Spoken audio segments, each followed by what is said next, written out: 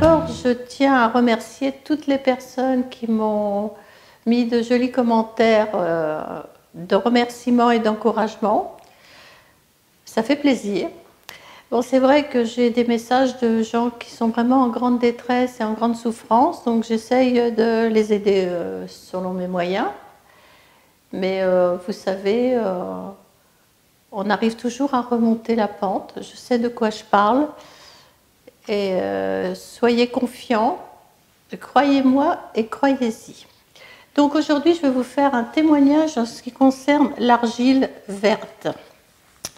L'argile a des effets guérissants. Bon, je prends mes petites notes parce que voilà, l'argile a des effets guérissants et des effets absorbants, surtout quand on la boit.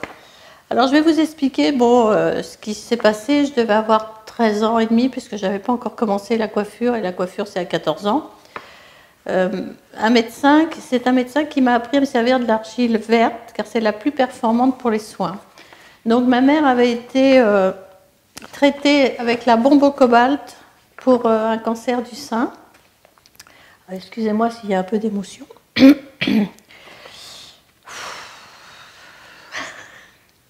Et qui brûlait la peau. Et ayant été diagnostiquée d'un cancer, alors à l'époque, en 1959, il n'y avait pas les produits comme maintenant qui arrivent à sauver toutes ces femmes et toutes ces personnes. Donc à part la bombe au cobalt qui brûlait, donc son sein était,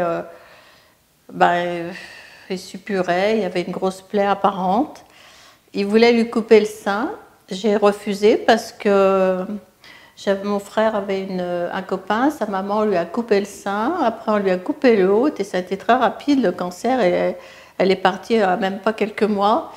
J'ai l'impression qu'à l'époque, je m'excuse, à l'époque je considérais que quand on coupe, c'est comme si on coupait, vous savez, une plante quand elle va pas très bien, on coupe une feuille et hop, la plante repart. Donc je voulais pas qu'on coupe, et après il voulait lui faire du cobalt sur le ventre, j'ai également refusé. Bon, je ne connaissais pas trop, mais bon, j'ai refusé.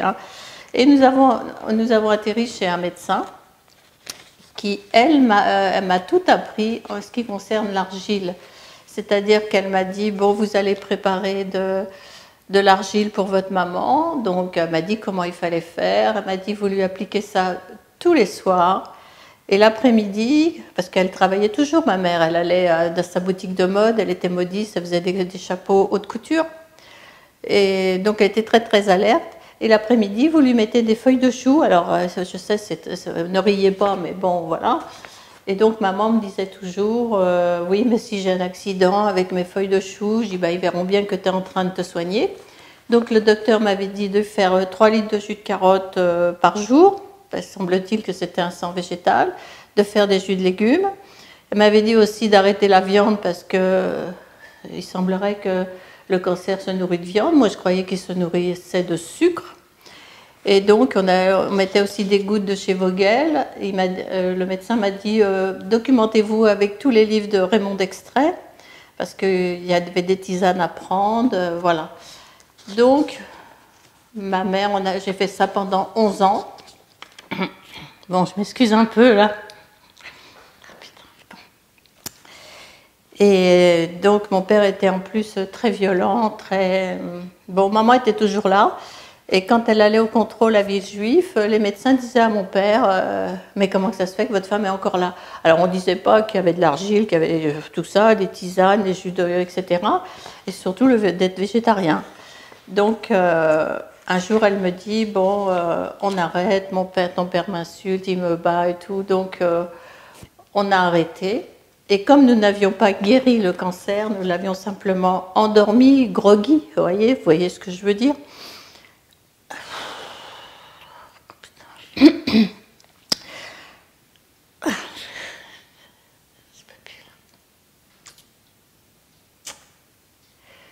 vais y arriver.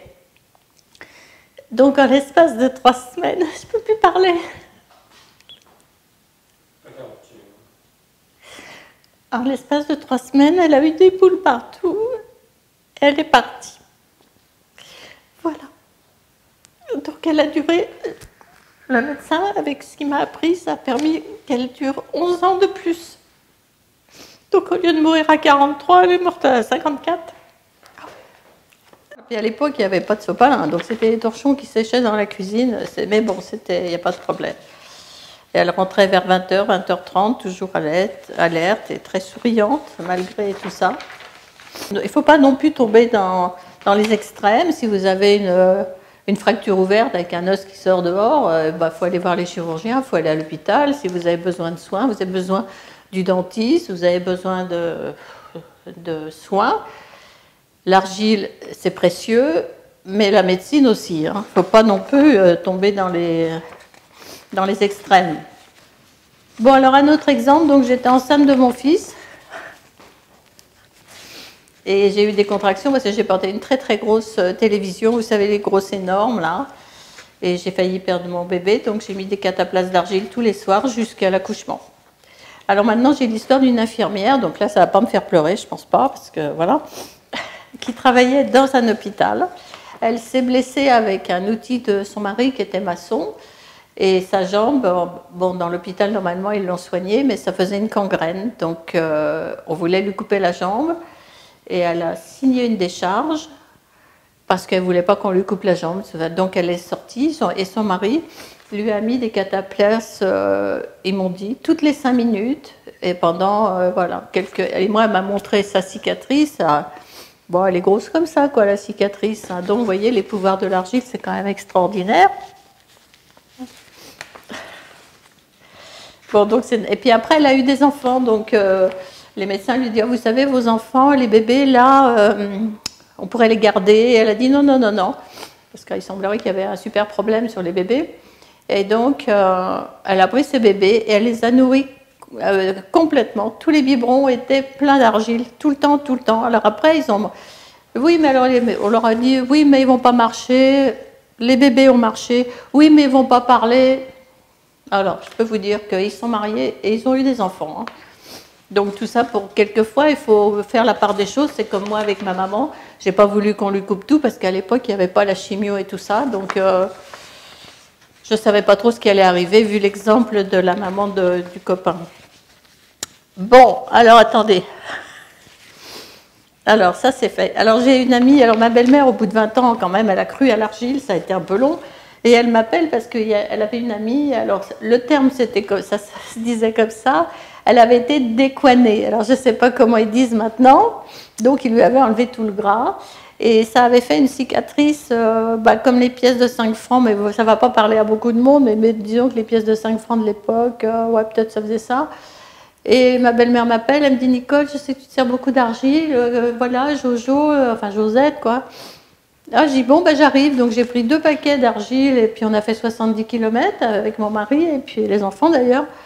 Et puis, j'arrive là-bas, je vois donc le chirurgien avait enlevé la croûte et ça faisait un trou et on voyait toutes les parois du ventre et ça suintait. Et normalement, le chirurgien devait prendre de la peau de la cuisse pour boucher le trou, hein, si je peux dire. Voilà. Et donc...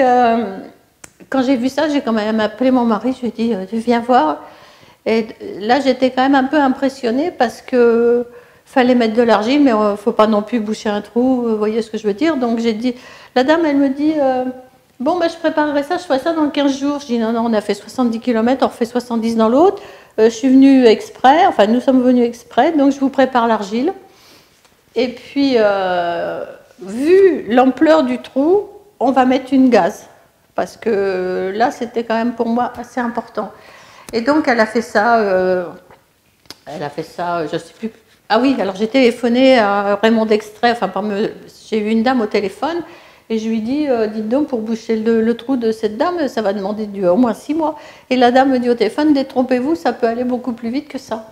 Effectivement, ça a été bouché en 1 mois et demi. Alors là, moi, j'étais un peu étonnée parce que ça a été tellement rapide. Donc, le chirurgien n'a pas compris pourquoi, du coup, il ne faisait plus de greffe. Et cette dame, donc, quelques temps après, elle a été en cure à Vichy, ou je ne sais plus trop, et allez hop, les trucs au jet d'eau, elle n'a pas eu peur. Donc c'est vrai que maintenant, cette dame, après, un petit bouton là à l'argile, un petit bouton là à l'argile. Enfin bon, il faut rester toujours très très équilibré. Si vous avez besoin des médecins, des acupuncteurs, des naturopathes, non mais il y a franchement des médecins qui sont vraiment très très bien. Alors moi au ski, je me suis blessée, je devais avoir 38 ans. On m'avait donné des skis trop grands. Enfin, j'ai dit non, ils sont trop grands. Hein. Et sortie de chaise, j'ai glissé sur une plaque de glace, de verglas. Enfin, comme tout le monde d'ailleurs, parce que tout le monde tombait. Mais moi, je suis mal tombée. Je me suis fait une entorse au genou. Bon, je suis repartie en ski parce que quand c'est à chaud, voilà. Et puis après, on avait attrapé à la maison. Et puis, bon, au bout de 5 jours, je suis descendue au centre médical qui me dit bon, bah, on va vous opérer le genou. Je fais non, non, on va pas m'opérer le genou. Et quand je suis rentrée à Paris, donc, je me suis mis des cataplasmes d'argile, alors grands comme ça, jusque-là, vous voyez. Et normalement, l'argile soulage. Et cette fois-ci, l'argile, ça me tirait, ça me faisait mal. On aurait dit qu'on m'arrache, pas qu'on m'arrachait un truc, mais voilà, donc j'ai 73, j'ai jamais été opérée de mon genou. Hein. Bon, parce que là, c'était possible, c'était pas un truc avec comme je vous ai dit tout à l'heure. Hein.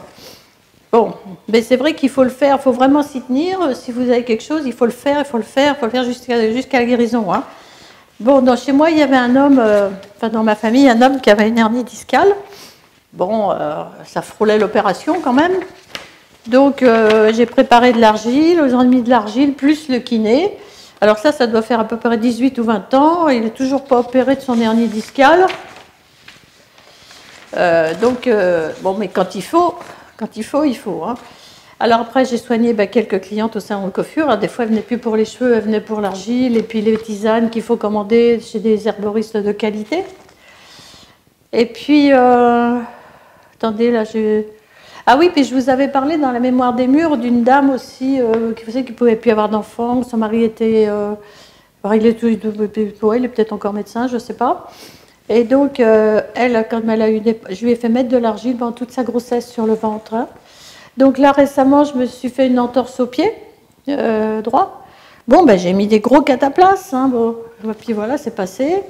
Alors, il faut prendre de l'argile verte concassée et verte parce que c'est celle qui fait les soins.